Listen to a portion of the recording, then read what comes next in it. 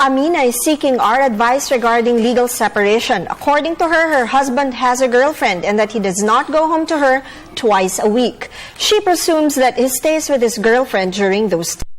Amina does not want to give her husband his freedom easily and says that she would rather not sever their marriage. Instead, in order to protect her interests and that of their child, she just wants to file a petition for legal separation.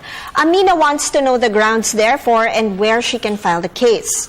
Amina, under Article 55 of the Family Code, a petition for legal separation may be filed on the following grounds. First, repeated physical violence or grossly abusive conduct directed against the petitioner, a common child, or a child of the petitioner.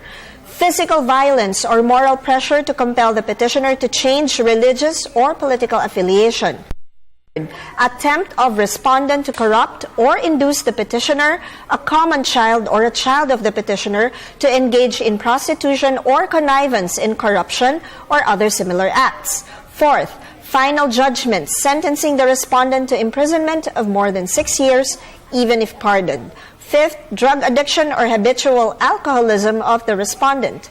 Sixth, lesbianism or homosexuality of the respondent. Seventh, contracting by the respondent of a subsequent bigamous marriage, whether in the Philippines or abroad. Eighth, sexual infidelity or perversion. Ninth, attempt by the respondent against petitioner. Or 10th, abandonment of petitioner by respondent without justifiable cause for more than 1 year.